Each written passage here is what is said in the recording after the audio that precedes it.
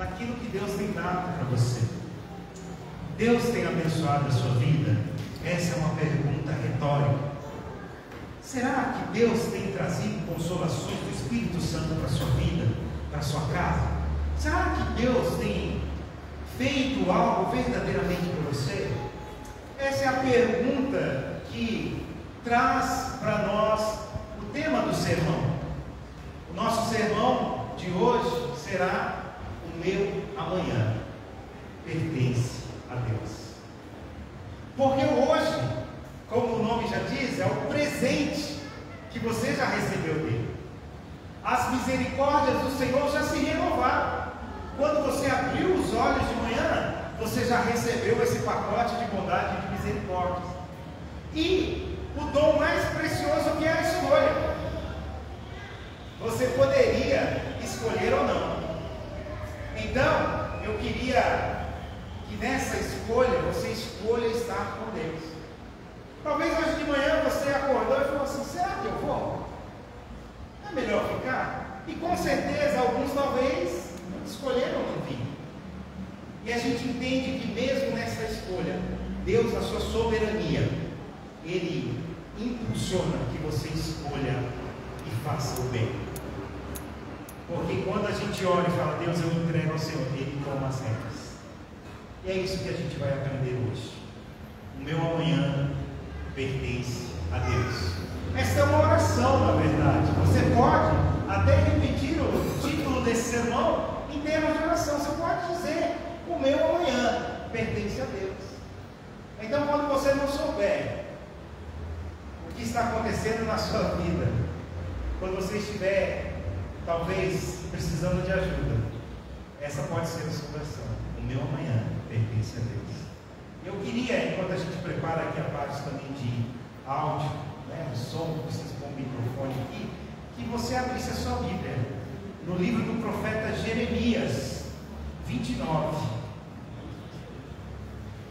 Nós vamos para Jeremias, para que o profeta fale conosco.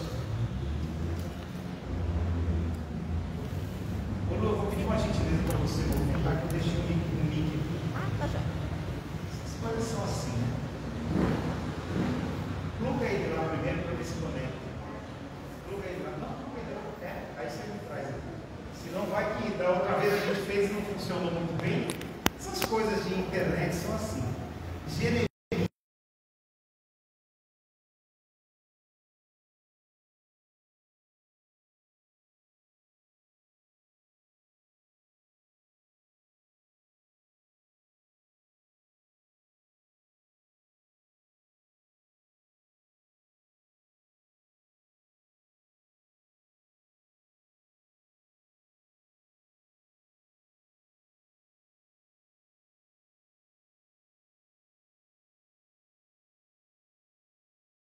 Palavra já até bem conhecida dos cristãos. Foi? Obrigado. Então, você que me acompanha na internet pode escutar melhor agora, né? Coisas da tecnologia, né, irmãos?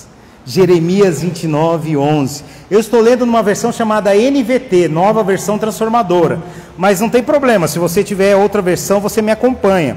Agora, se você está com um aplicativo aí de celular, você pode procurar essa versão e você vai entender na mesma leitura que eu estou fazendo aqui. E ele diz assim, Jeremias para nós: porque eu sei os planos que tenho para vocês, diz o Senhor, são planos de bem e não de mal, para lhes dar o futuro pelo qual anseiam. Naqueles dias, quando vocês clamarem por mim em oração, eu os ouvirei. Se me buscarem de todo o coração, me encontrarão. Serei encontrado por vocês, diz o Senhor. Amém? Então, é isso. A gente está fazendo agora esta contagem regressiva para o quê? Para um ano novo. E existe até uma brincadeira aí na internet que essas pessoas mais astrônomas, né, mais científicas, ele diz assim que a Terra completa uma volta em torno do sol, e os homens estão todos eufóricos com isso, né? Então ele faz essa brincadeira, porque na verdade o que é o ano novo? Né? Se você pensar desse ponto de vista da ciência, da astronomia, é uma volta completa em torno do sol. Mas para nós isso tem muito mais significado. Por quê? Porque vão se renovar as estações, né? Então não é uma simples volta, são estações. A gente vai viver o verão, o inverno, o outono e de novo a primavera. Então é um momento de esperança para aqueles que talvez tenham um ano não tão muito bom, para aqueles que, como nossa irmã Elaine, tiveram uma perda familiar, né? Então a irmã Elaine perdeu a mamãe recentemente, né? Nós estivemos lá com eles e o irmão Ari não está aqui hoje por causa disso. Então algumas pessoas tiveram luto, algumas pessoas perderam seus empregos. E o que significa então esse ano novo? Algumas pessoas talvez tiveram frustrações na sua vida conjugal. O ano novo é isso, é a esperança, que já que aconteceu o mal, que agora venha o bem. Porque toda noite escura, ela não dura para sempre. Sempre vai ter um amanhã. E o nosso amanhã pertence a Deus. Por isso, na manhã deste domingo, eu quero que você saia daqui com o coração cheio de esperança, que as coisas vão melhorar, que as coisas vão se renovar. E se você teve um ano de bonança, um ano de fartura, que você glorifique a Deus em seu coração, para que esse ano se repita, para que Deus realmente faça prosperar ainda mais, para que Ele realmente alargue a sua posse, para que Ele enche os seus celeiros de provisão, para que o Deus Todo-Poderoso, dono do ouro e da prata, dê a você a provisão. Por isso, o Senhor Jesus, quando nos ensinava como orar, Ele diz: sempre peça ao Pai nosso que estás lá no céu, o pão de cada dia. E o pão é esse simbolismo para nós, da provisão divina. Então nós temos certeza absoluta que Deus vai prover para nós aquilo que precisamos. E por isso nós convidamos então o profeta Jeremias para nos trazer esta palavra hoje. E o profeta, ele diz para nós algo da parte de Deus que é tremendo. Ele diz assim: porque eu sei os planos que eu tenho para vocês. Diz quem? O Senhor. São planos de bem e não de mal, para lhes dar o futuro pelo qual anseio. Então a gente está falando aqui sobre futuro. E o teólogo Søren Kierkegaard, e filósofo, ele tem uma frase que eu queria ler com vocês. De manhã ficou ruim, né? A gente está acostumado, à noite ficou tudo claro, né? Então a gente tem que preparar alguma apresentação para amanhã, em fevereiro. Então, se você puder ler comigo essa frase, naquele famoso 3, 2, 1, nós vamos ler junto. Vamos lá? 3, 2, 1. A vida só pode ser compreendida olhando para trás, mas só pode ser vivida olhando para frente. E é isso que Deus está dizendo para você. Talvez algumas coisas que aconteceram contigo, para você compreender essa vida, para você falar: por que eu cheguei aqui no dia 31 de dezembro nessa situação? E aí o Søren Kierkegaard vai dizer para você, né, e ele tinha paixão pelo paradoxo, ele vai dizer para você: olhe para trás. O que você fez lá? O que você plantou? E há uma lei universal dentro da graça comum de Deus, que é da semeadura. Se você plantar uvas em uma terra, o que você vai colher, irmãos? Uvas. É assim para todos? É. E se plantar jiló? Quem gosta de jiló? Deixa eu ver. Levante sua mão. Olha aqui. Pode me chamar que eu gosto também, viu? Nós vamos fazer o dia do jiló aqui na igreja. Olha, irmão, achei uns companheiros aí. A Elô odeia jiló. Come, né, Elô, até, né? Quando eu fizer, quando eu faço, né? Enfim. Mas, irmãos, aqueles que não gostam de jiló, essa é a metáfora. Olha, tá vendo? A gente prepara o jiló, achamos amantes de jiló aqui. Eu gosto bastante também. Então, você plantou um jilózinho lá. Aí você passou o tempo e agora é o tempo da colheita. Aí você fala, agora eu vou tomar um copão de suco de Giló, meu irmão. Agora, se você plantou a uva ou a laranja, né, que é difícil alguém que não gosta de laranja, né?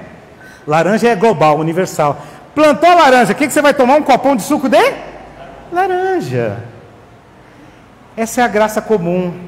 Esse é o sol que Deus dá para todos. Então nós já somos agraciados por Deus por essa graça. E quando nós chegamos hoje, no dia 31, se você quer entender algumas coisas, talvez você olhe lá para trás. Fala assim, o que aconteceu?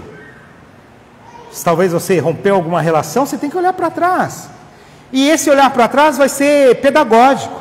Vai ensinar você. Se você tiver humildade, você vai olhar e falar, realmente eu não deveria ter feito isso.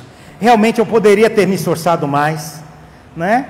Realmente eu deveria ter feito aquele curso, né? Aqueles que começaram a faculdade, olha que boa notícia, já terminaram o primeiro ano, ou já terminaram o segundo, ou já vão se formar ano que vem, ou já se formaram. Mas e quem não iniciou? Tem ainda um caminho pela frente. E agora, o primeiro ponto, ainda pensando junto com Kierkegaard e chamando Jeremias para nos ensinar, ele diz o seguinte, mas a vida, na verdade, irmão, só pode ser vivida se você olhar para frente. Então, a partir de agora, 31 de dezembro, você olha para trás para aprender, mas você vai viver a vida olhando para o dia 1º. A vida começa no dia 1, dia 2, porque hoje é o presente, hoje as misericórdias se renovaram. E o ponto 1, que ficou bem clarinho, diz assim, os planos de bem que garantem o futuro que ansiamos. E olhar para frente compreende nessa condição da nossa natureza humana, no desejo, no anseio. O que você espera? E eu queria que você pensasse agora, o que você espera para um futuro para a sua vida? O que você anseia? Imagine agora, pense assim, se pudéssemos receber agora, de Deus, qualquer coisa, que coisa seria essa? O que você anseia? É este pensamento que ao ser desafiado você imaginou. De repente você pensou em alguma coisa boa para você. Talvez você pensou em coisas boas para seus familiares. Talvez você não pensou nem em você, em seus familiares, mas em uma pessoa que tem te preocupado bastante. É esse anseio que Deus espera que você realmente tenha para trabalhar como ferramenta para o seu ano de 2024. É isso que Deus vai lançar graça.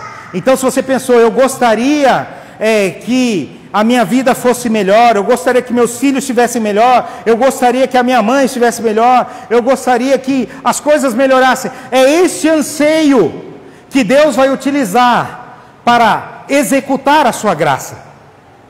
Como você vai aprender de Deus? Como você vai ver as bênçãos do Senhor sobre a sua vida? É a partir deste anseio. Por isso que Jeremias, ele olha para Jerusalém, para Israel, e ele fala assim, olha, tudo o que está acontecendo, o contexto histórico da época, é que Judá estava às vias de ser levado como escravo cativo. Não era uma coisa boa, a situação estava ruim, as coisas iam de mal a pior, os muros da cidade haviam sido derrubados, e a coisa estava feia. Nabucodonosor já estava ali marchando, né, de maneira impoluta, e o fim parecia inevitável. Mas aí existe esta frase para o coração hebreu, que nós também utilizaremos. Ele diz assim, porque eu sei os planos que tenho para vocês, diz o Senhor, são planos de bem e não de mal, para lhes dar o que, irmãos? O futuro pelo qual anseiam. Então é necessário que você tenha uma ansiedade no sentido bom da palavra, para que Deus corresponda. Agora, eu sou neto de baiano, e minha avó, ela sempre dizia que tem gente que tá, qual que é a ansiedade dessa pessoa, qual que é o anseio dele? É que tem um barranco para ele escorar, meu irmão, porque ele não espera mais nada da vida. Então ele só está, o que é o anseio dele? É um barranco. Minha avó brincava desse jeito, né? Então ele espera um barranco para ele ficar aqui, ó, encostado. Como Deus vai operar num anseio desse, né? Pessoas que estão extremamente deprimidas, então eles precisam de cura antes. Agora, se você anseia, se você progride, você fala, eu quero um futuro melhor, eu quero melhorar minha casa, eu quero melhorar a minha situação, a minha condição, eu quero ler a Bíblia mais, eu quero ser mais espiritual, eu quero ter um relacionamento melhor com Deus, e você verdadeiramente anseia isso, é neste ponto que Deus executará a sua graça. Pastor, eu quero em 2024, eu anseio. E vocês percebem que a ansiedade é algo, quase que como uma comichão. A ansiedade, ela provoca em você reações. É como esse sermão que eu estou pregando aos irmãos, e se o irmão não dormiu muito bem, ou se o irmão está muito cansado, qual que é o seu anseio? Descansar. E você não vai ver a hora de terminar o sermão. Vocês já foram para uma palestra que você não queria estar? Que coisa terrível e tenebrosa é. Você não vê a hora de terminar. Uma reunião de condomínio de prédio, e você está lá e não termina, né? Ou você está... Então, a ansiedade é isso. A ansiedade, você fala, nossa, eu não vejo a hora de terminar, né? Nós tivemos há pouco aqui o nosso café da manhã, e talvez você chegou com bastante fome ou não, mas se você chegou com bastante fome, você não vê a hora de servir. Alguma coisa parece que mexe com você. É esse anseio que nós temos que ter para a nossa vida. Eu não vejo a hora de terminar a faculdade, de arrumar meu estágio, de arrumar um novo emprego. Eu não vejo a hora de ter um relacionamento melhor com meu Deus, de orar e Deus ouvir a minha voz e eu ouvir a voz dele. Porque às vezes a gente, inserido nesse contexto do mundo, a gente só anseia coisas, a gente só anseia negócios, e a gente esquece, às vezes, que a felicidade vai estar nesta pequena coisa chamada intimidade com Deus. Quando você estiver vivendo intimidade com Deus, tudo é bom. E é isso que Deus está falando para nós hoje, nesta manhã, meu irmão, minha irmã. Eu sei que planos eu tenho para você. Então escute agora, como se Deus falasse o seu nome agora, como se Ele falasse Heloíse, Olga, Lutero, Rômulo. Eu sei, como Deus, os planos que eu tenho para a sua vida. E os planos que eu tenho para você não são planos maus, não são para coisas ruins, não são planos de mal, mas é para lhes dar o futuro que vocês têm ansiado. Vocês anseiam isso, vocês desejam, é isso que eu quero dar para vocês. E quando eu der esse futuro, eu preciso apenas de uma coisa. E aqui está essa sinergia que às vezes os homens experimentam com Deus. É quando um Deus todo-poderoso, com poder irrestrito e ilimitado. Vocês percebem que Deus ele tem o poder para fazer todas as coisas. É quando ele encontra aquele homem leproso e ele fala assim: Senhor Jesus, eu quero ser curado, eu anseio a cura da lepra. Se você quiser, Jesus, me cura. Então está ali no coração desse leproso a ansiedade para a cura. E o que Jesus responde para ele? Eu quero ser limpo. E toca na lepra. E a lepra desaparece.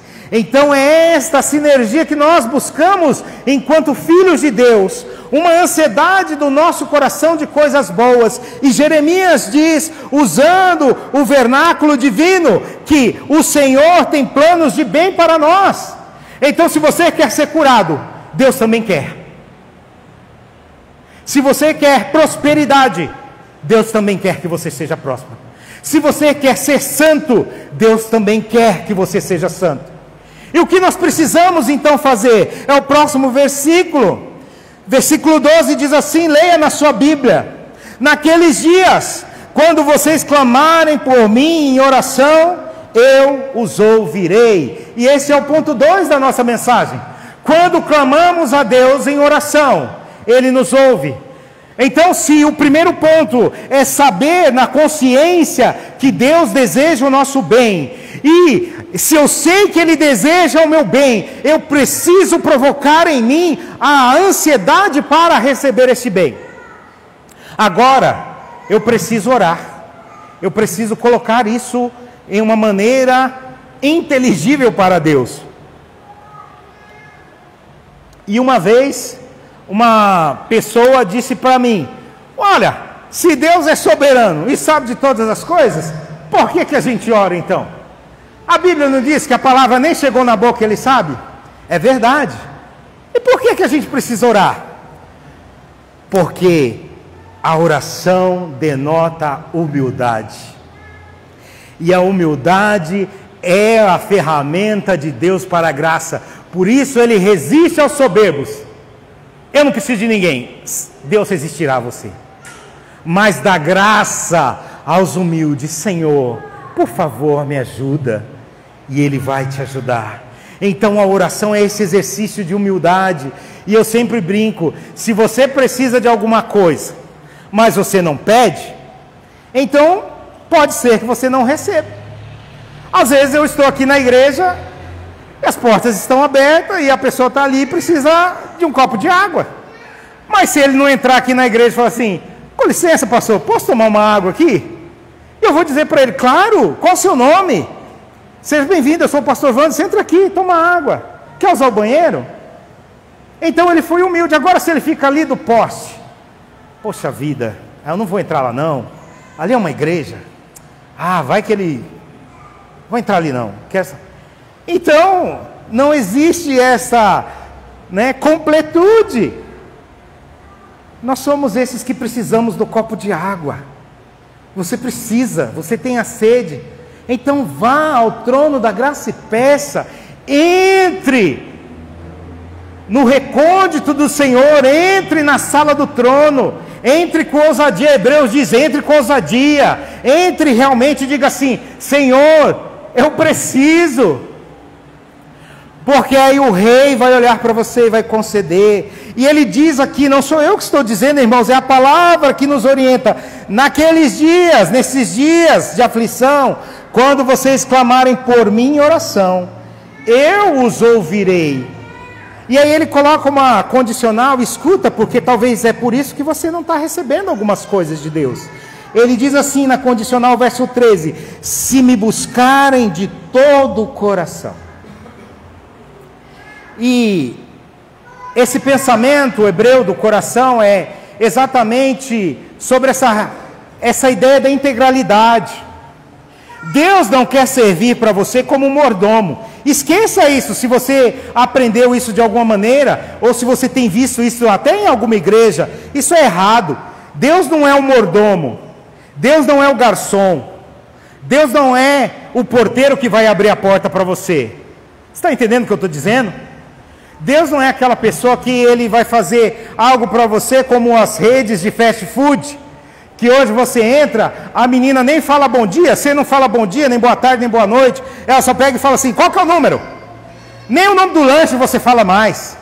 Você nem fala assim: por favor, eu gostaria de um pão com carne. Não, você fala assim: o número 1 e o número 2, né? Vocês sabem de que eu estou falando. E aí ele fala assim: por mais R$5 adicional essa de batata e Coca-Cola? Não é assim? Parece que é uma briga. E aí você fala assim, às vezes você nem pensou nisso, mas você fala sim. Por quê? Você não pensou. E às vezes a gente quer ter essa relação com Deus. Deus, eu quero o número 1, número 2, número 3, número 4. Não.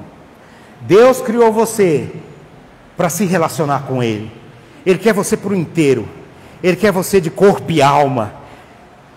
Então Ele pede para você: clame a mim, ora e eu vou ouvir. Então, quando clamamos a Deus em oração, Ele nos ouve. É uma promessa. E Ele diz: eu não sou homem para que minta, nem filho de homem para me enganar. Eu estou dizendo: ore e eu vou ouvir. Mas eu não sou a rede de fast food.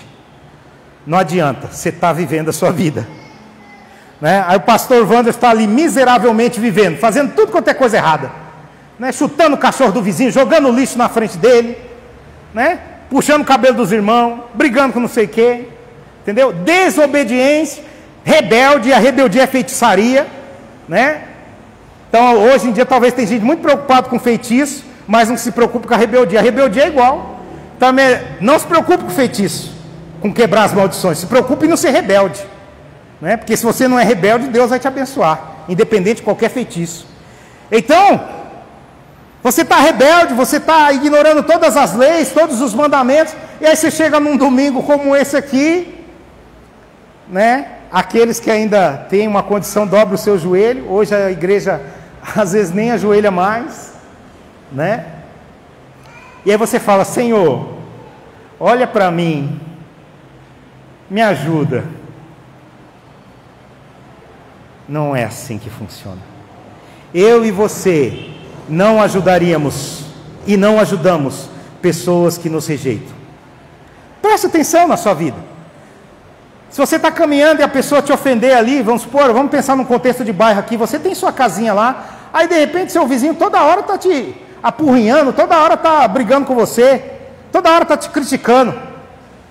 Pense bem, você vai ajudar, você vai falar assim: ó, me ajuda a varrer aqui minha calçada? Vamos ser sinceros, você ajudaria, irmão? Sem o Espírito Santo de Deus não ajuda. Aquele cara que de repente pega o lixinho dele, cocô de cachorro, e põe lá na sua lixeira. Todo ano, 365 dias ele fez isso. Você falou 1, 2 vezes, 3 vezes. E agora você sai na rua ali, domingo de manhã, e ele pega e fala para você assim: oi, eu estou carregando esse saco aqui para jogar na caçamba, você não quer me dar força? Você não vai dar, irmão. Então a gente como ser humano consegue julgar as ações como certo e errado, mas para com Deus a gente às vezes esquece desse nosso senso de justiça. Mas se a minha metáfora ainda é insuficiente, porque eu estou partindo de um ponto de vista humano e falho, Deus, sobretudo, que é perfeito e rico em amor, Ele vai dizer: não, eu vou te ajudar. Mas aí vem aquela frase brasileira, essa frase brasileira é tão boa, né? Me ajuda a te ajudar. Já ouviram essa frase? Né? Não é gostosa essa frase? Me ajuda a te ajudar, irmão. O que quer dizer isso? Eu te ajudo, mas se você não fizer, por onde? Então, a oração é isso. É quando você clama a Deus, mas o seu coração está nisso, né? Quantos vão fazer agora as promessas de comer mais saudável? E aí não adianta ir no mercado e comprar pururuca, meu irmão. Ano de 2024 eu comerei mais saudável. Sim ou não? Farei mais exercício. Sim ou não? Aí você vai no mercado, tem uma seção lá que o pastor Wanderson gosta demais. Tem uns negócios lá que não é de Deus não, uns negócios chamados óleo, talento, sabe? Aí você entra lá e compra o quê? 2 quilos daquilo. Olha, tem uma promoção, compre, leve 20 e pague 15, olha a promoção. Aí você pegou 20 negócios daquilo lá. E aí vai acontecer um mistério, aquele trem vai sumir. Depois você pôs dentro da sua casa, sim ou não? Ele vai misteriosamente aparecendo. E onde ele vai acumulando? Rapaz, peguei uma promoção boa agora, comprei 20 litros de coca de 2,5 litros. Meu irmão, vai tudo para cá, fica tranquilo. Entendeu? Então você tem que ajudar, e é isso que Deus está falando para nós. Comerei mais saudável, tem que comprar comida saudável, deixar lá, para que quando você tenha fome, você olha e só tenha brócolis, chicória, cenoura. Você fala: misericórdia. É isso, é hoje o jantar é esse, né? Um peixinho lá, uma coisinha, né? Vou fazer mais exercício, né? E eu estou falando, porque essa é a minha luta mesmo, eu estou falando das minhas batalhas, talvez você tenha outra. Aí você vai, parece que tudo conspira. Esses dias eu tinha tanta coisa para fazer, estava estudando, estava fazendo as minhas atividades, aí eu falei assim: poxa, eu preciso fazer um exercício, uma caminhada.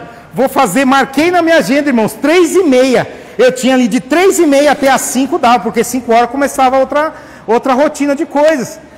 Mas, irmão, na hora que deu, é sério, eu queria ter gravado, na hora que deu 3h20, mas o céu ficou preto assim. Eu falei: eu acho que Deus gosta dos gordinhos mesmo, viu? Aí ficou preto lá em São José, que eu falei, e agora? Aí mesmo assim de verdade, mesmo assim eu coloquei a roupa e falei, vai que passa. Na hora que eu coloquei o tênis, que eu peguei a chave assim, falei, acho que eu vou. Mas deu aquela tromba d'água que chega à janela, tremia. Falei, aí já era, né, irmão? Abriu a gavetinha aqui que tinha uma Oreo, né? Entendeu? Não dá, né? Não tinha chicória, tinha Oreo. Então, a nossa vida é assim. Você quer ter um bom relacionamento com o seu cônjuge, com a sua esposa? Pergunta o que ela quer. Fala com ela, o que você está precisando, bem? Né? A mesma coisa, ao contrário, homens e mulheres, né? Esses dias eu vi uma senhora falando, eu não estou querendo romantizar nada nesse sentido, mas foi tão bonito, eu vi na internet, essas coisas que o algoritmo manda, você nem sabe por que veio, e ele disse isso, e ela dizia isso, talvez seu marido está ali, né, trocando um pneu do carro, que é algo que você não vai poder ajudar, mas se você tiver uma água fresquinha, dá um copo d'água para ele, vai fazer toda a diferença no relacionamento, sim ou não? A mesma coisa, a mulher está aí lavando a roupa, e você talvez não tem como, né? Mas você pode perguntar para ela, tem alguma coisa que você quer que eu faça? Aí compra um negocinho para ela, saudável, uma cenoura, né? Não docinho não, senão engorda. Mas faz alguma coisa. Olha, eu estou lavando a roupa aqui, e depois eu tenho que lavar a louça. Se você só lavar os pratos para mim, já adianta. Será que tem um homem aqui que não consegue lavar um prato? Deficiente? Né? Não? Hoje a gente nem pode falar mais isso, porque os deficientes hoje faz tudo. Né? Antes fosse aquela época que a deficiência era incapacidade, agora não. Né? E é tudo adaptado. Então lava um prato, meu irmão. Um prato, jogou uma água, passou. Ah, pastor, mas eu já trabalhei. Seja sincero, você não trabalhou tanto assim, não. Seja sincero, você como funcionário, eu já fui gerente de peão, eu sei como é que é. Vocês trabalham assim, tem aquela hora que pega ali. Talvez das 7 da manhã, das 8 da manhã, e dá aquele gás. Mas tem uma horinha lá que você dá né? Você dá aquela fugidinha. Então, né? Usa isso. Tem a hora que você vai dar uma procrastinada. As empresas amam esse termo, né? Procrastinação. Então tem hora que você vai procrastinar. Então você pode sim, dentro de casa, em uma jornada, ajudar. E por que eu estou falando isso?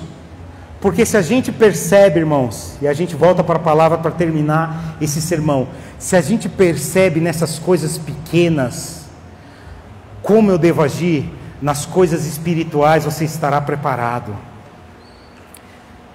Porque a Bíblia diz que quem acaba com a lavoura são as pequenas raposinhas. Um casamento não acaba, um relacionamento não acaba naquela causa já conjectural que é o estopim. São as pequenas coisas que foram ruindo. Uma igreja não se deteriora porque o pastor brigou com o irmão e rompeu, não. Negativo. São as pequenas raposinhas que foram ao longo do tempo corroendo. As ações incorretas, os desvios de atenção, o foco inapropriado, o gasto de energia em coisas que não são o reino de Deus.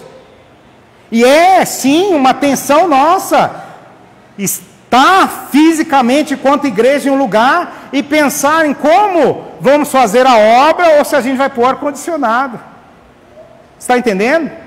Porque às vezes para a gente pôr o ar-condicionado você vai ter que gastar energia, tempo, dinheiro. E a igreja vai ficar muito legal, top, 22 graus o clima e os irmãos, uns reclamando que está calor e outros que está frio. Né? Porque é sempre assim. E aí quem tem frio, ele senta bem debaixo do ar, que é para reclamar com o pastor sempre que está gelada a igreja. Mas se a gente pegar o dinheiro e investir e trazer mais pessoas para cá, e se a gente desenvolver um projeto que a gente tem do judô aqui e trazer mais meninos para cá, você está entendendo? Então a gente sente essa tensão como igreja, se a gente melhora prédio ou se a gente melhora a obra. E na sua vida vai ser assim também. Você vai pensar o seguinte: e agora?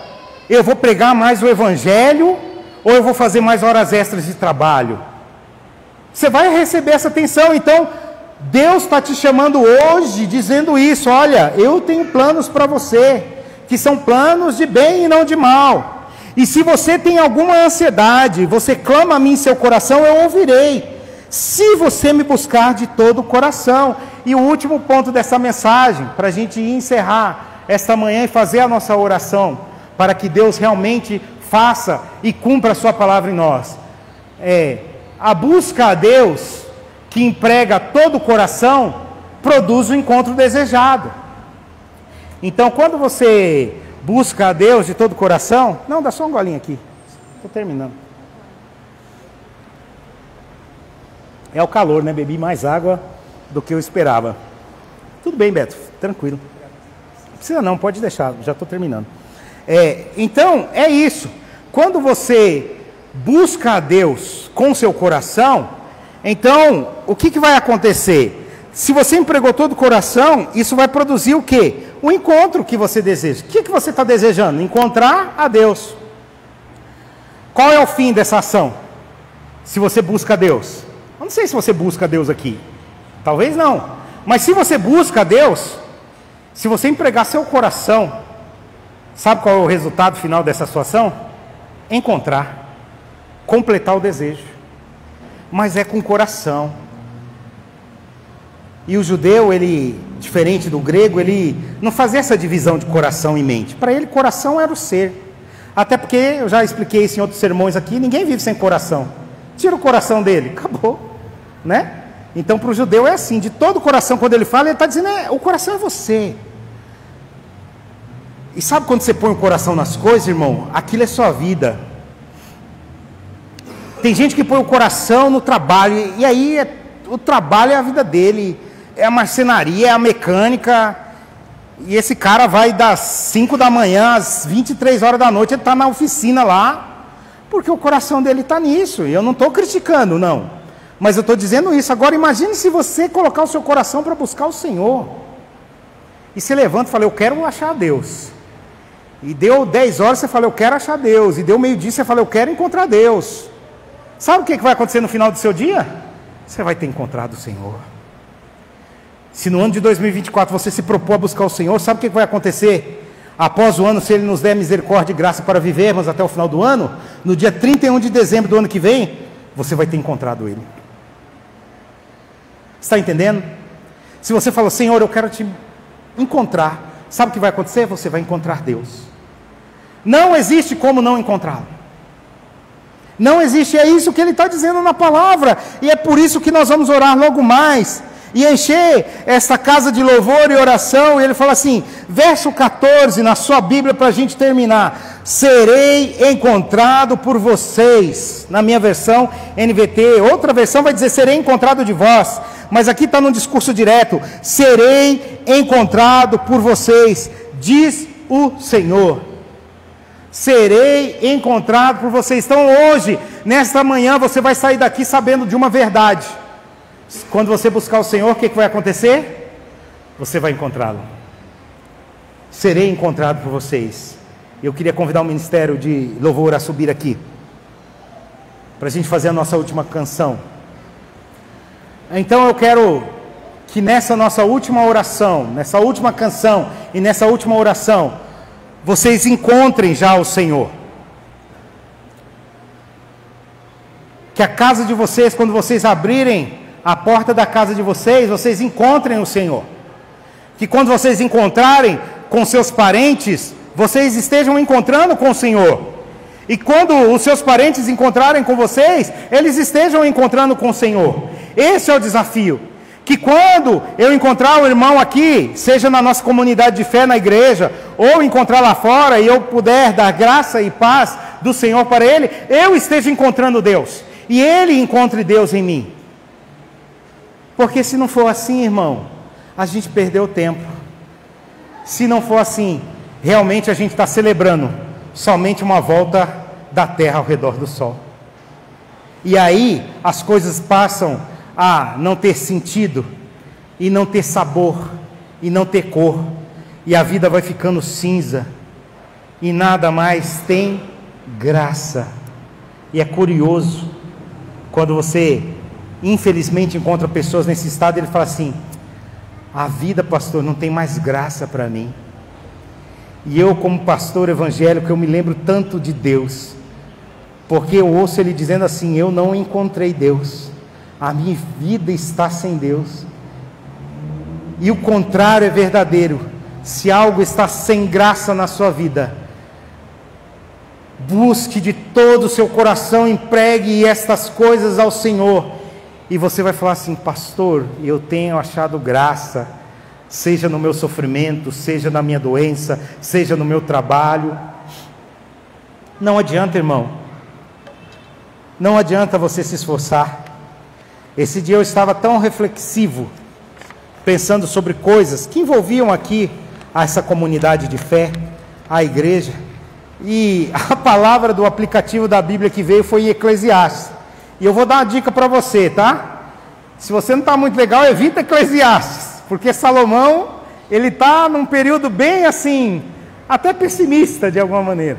E o versículo do aplicativo dizia assim: nada faz sentido, tudo é inútil. Eclesiastes 1:2, eu acho. Eu falei: misericórdia, Salomão, dá um tempo. Mas aí eu fui continuar a ler, né? Porque também essa coisa de você só pegar o texto. Então, às vezes, a vida não vai fazer sentido para você, tá entendendo? Às vezes você vai acordar e falar: ah, não tem mais graça. Tem sim.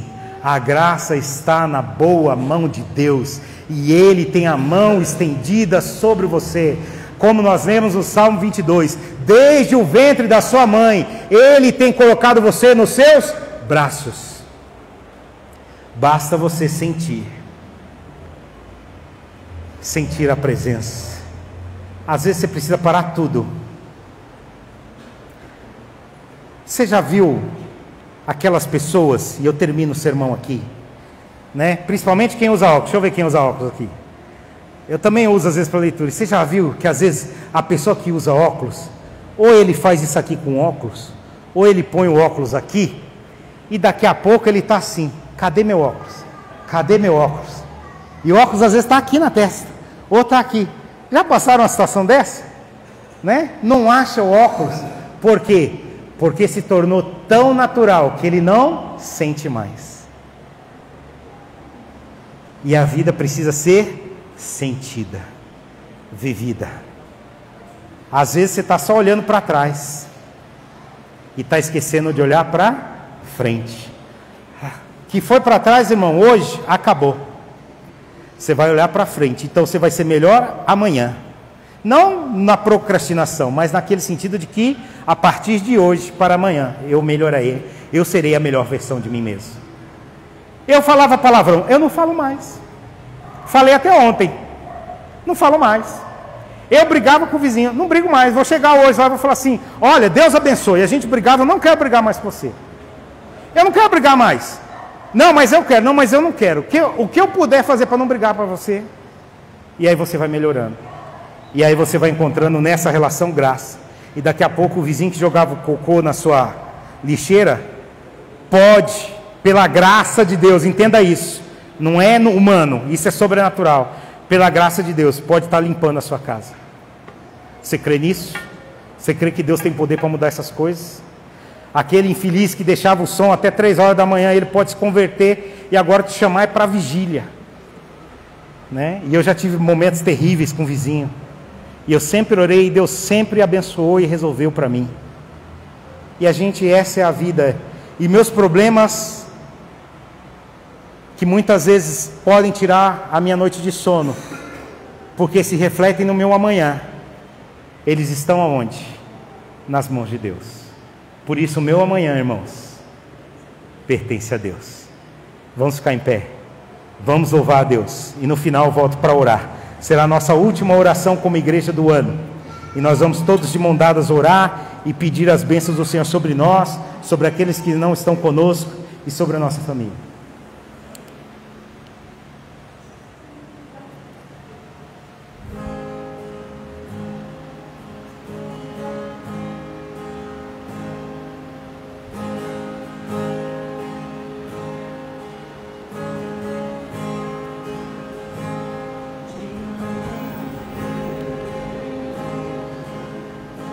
tua graça nunca falha.